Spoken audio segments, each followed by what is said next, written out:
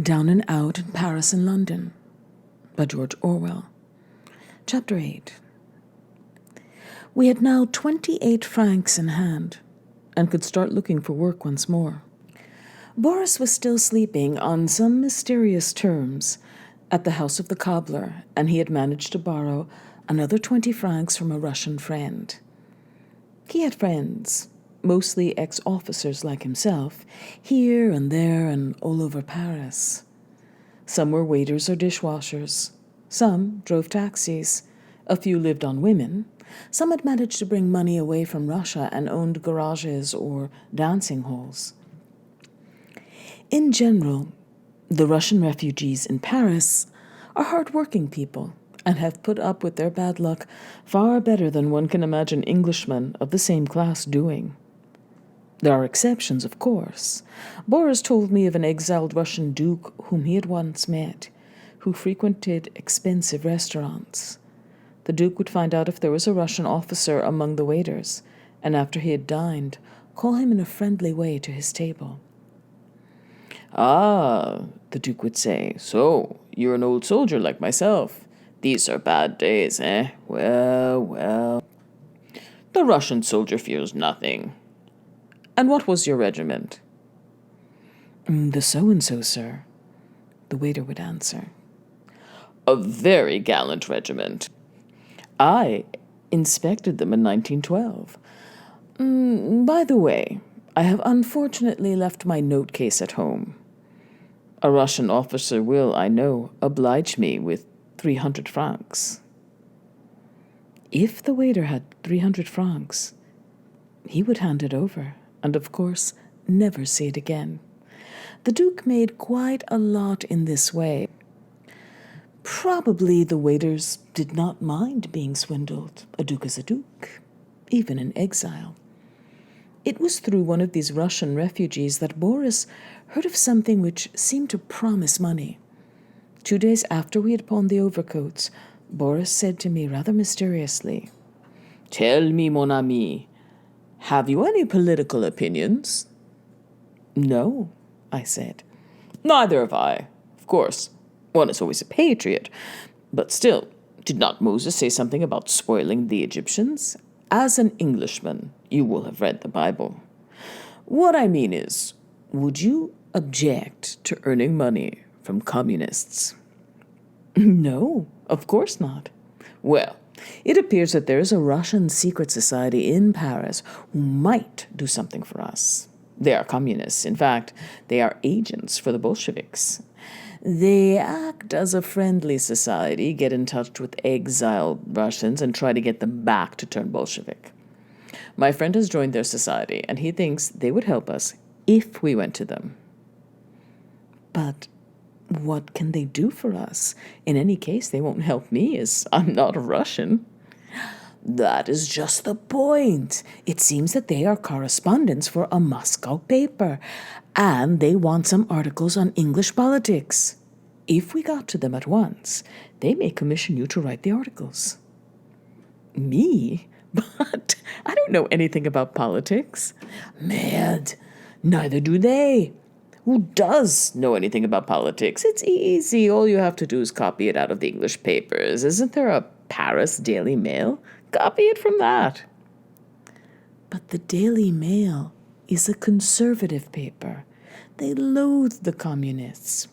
"Well, say the opposite of what the Daily Mail says. Then you can't be wrong. We mustn't throw this chance away, mon ami. It might mean hundreds of francs." I did not like the idea, for the Paris police are very hard on communists, especially if they are foreigners, and I was already under suspicion.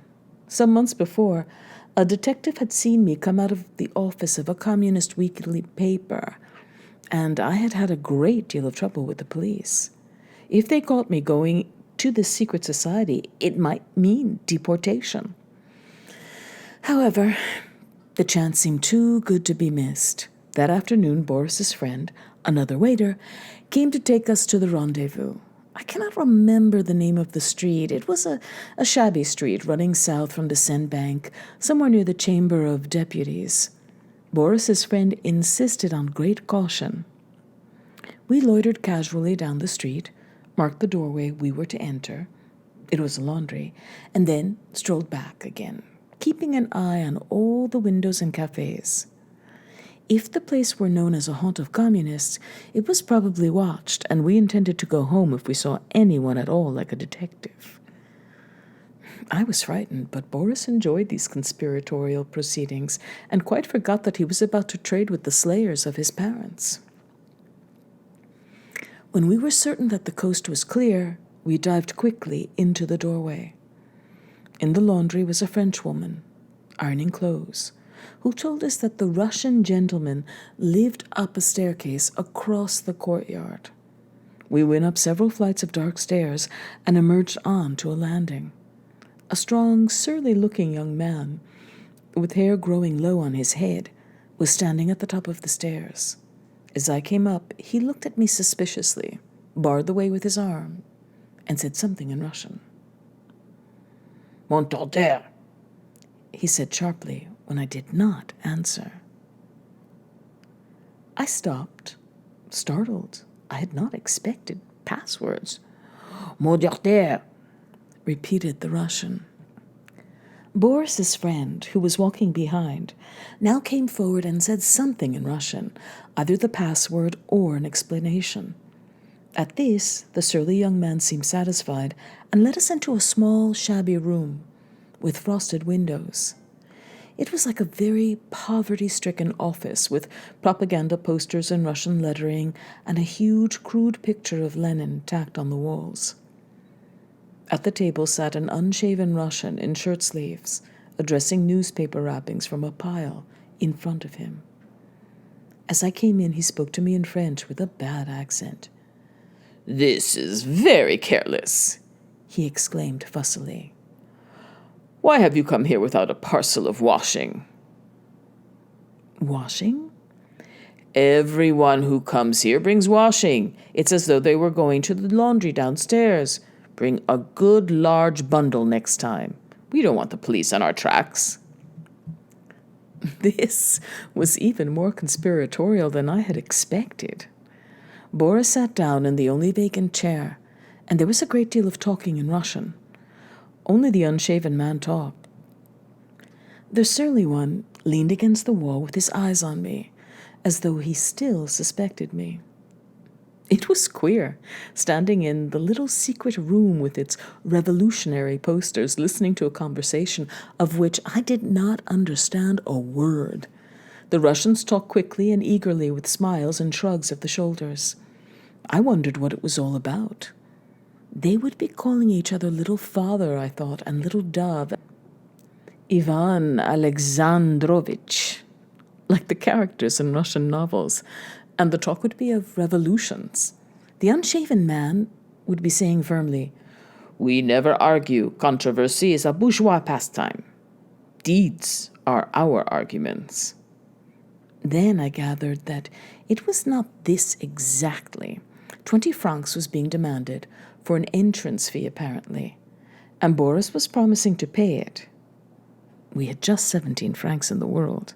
Finally, Boris produced our precious store of money and paid 5 francs on account.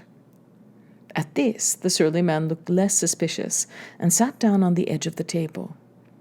The unshaven one began to question me in French, making notes on a slip of paper.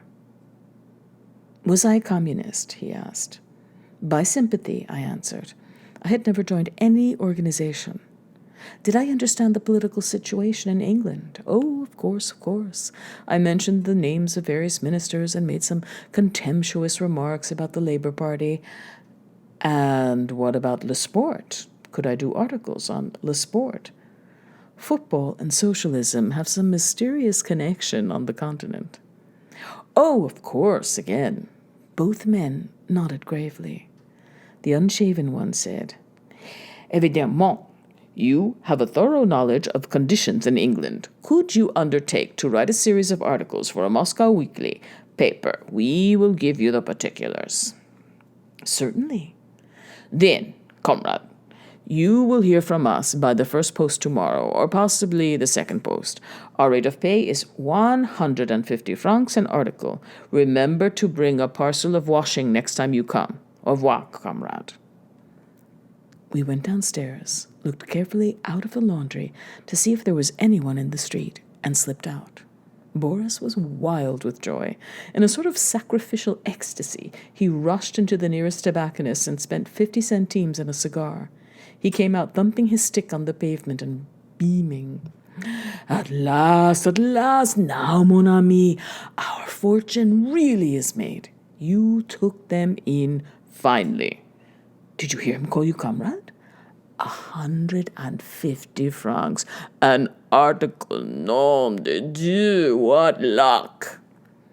Next morning, when I heard the postman, I rushed down to the bistro for my letter. To my disappointment, it had not come.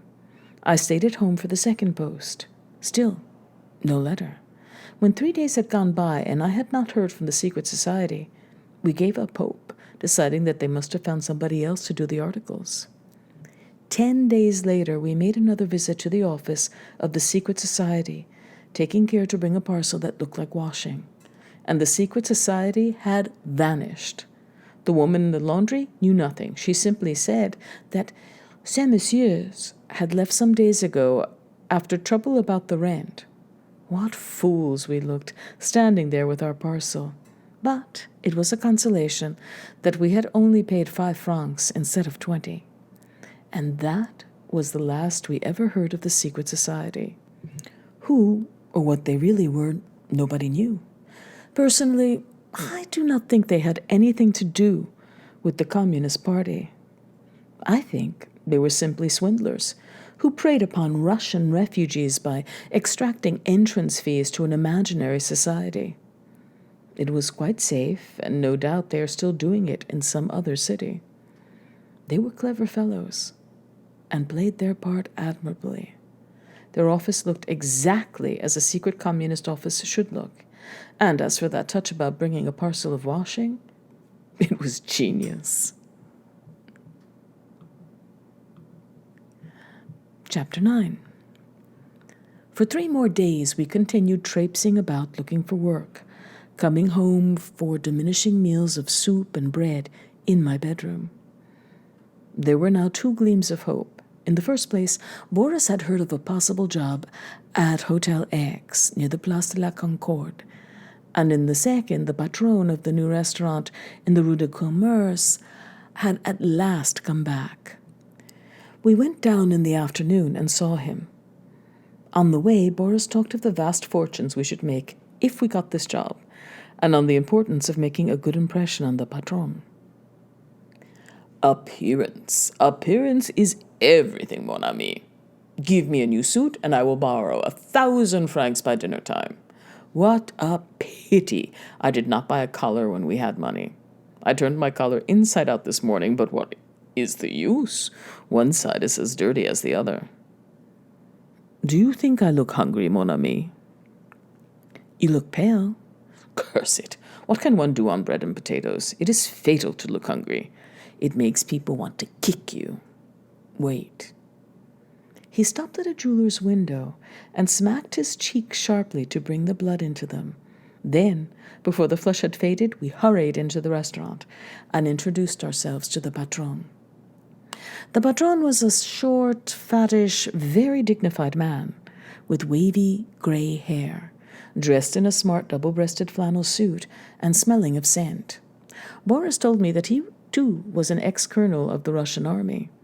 His wife was there, too, a horrid, fat Frenchwoman with a dead white face and scarlet lips, reminding me of cold veal and tomatoes. The patron greeted Boris genially, and they talked together in Russian for a few minutes. I stood in the background preparing to tell some big lies about my experience as a dishwasher. Then the patron came over towards me. I shuffled uneasily, trying to look servile. Boris had rubbed it into me that a plongeur is a slave's slave, and I expected the patron to treat me like dirt. To my astonishment, he seized me warmly by the hand. So you are an Englishman? he exclaimed. But how charming! And I need not ask, then, whether you are a golfer. Mais, certainement, I said, seeing that this was expected of me.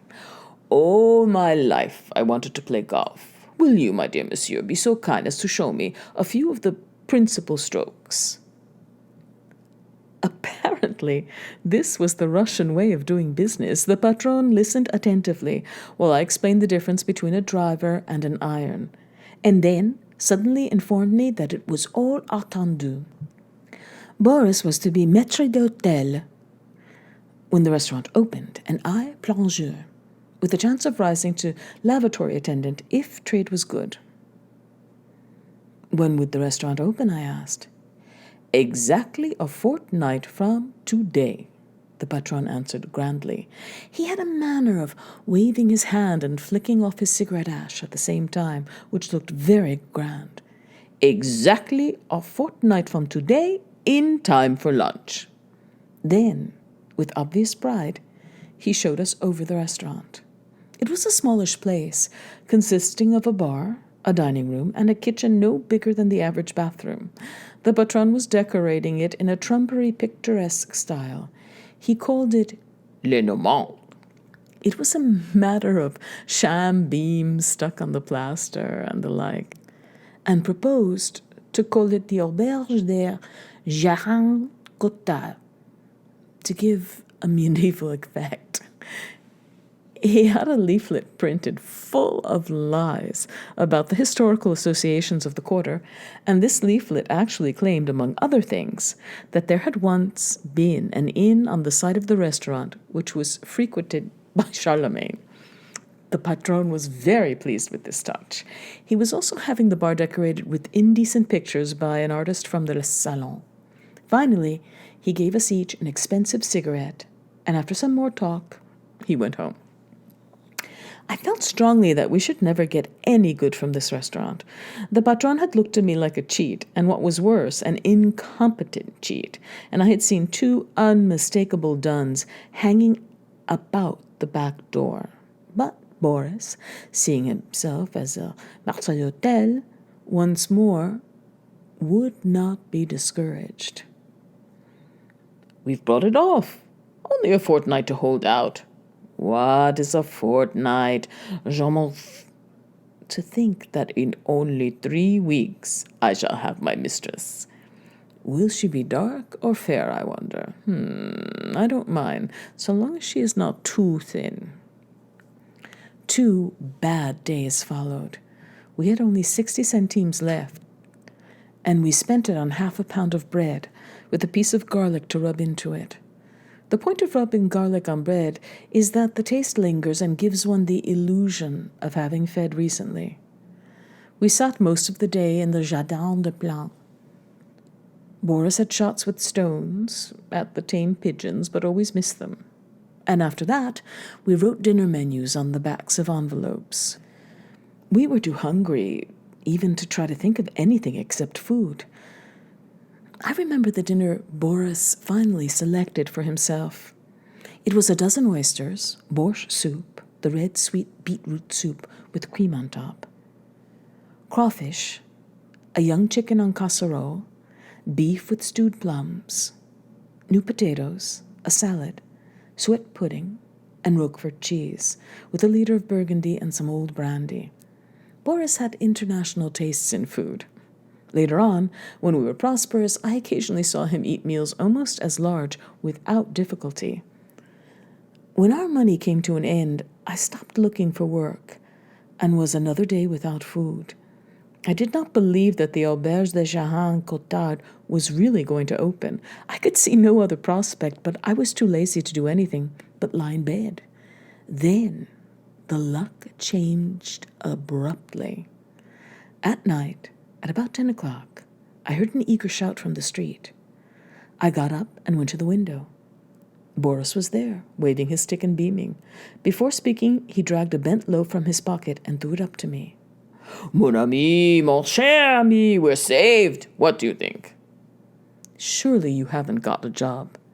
At the Hotel X, near the Place de la Concorde.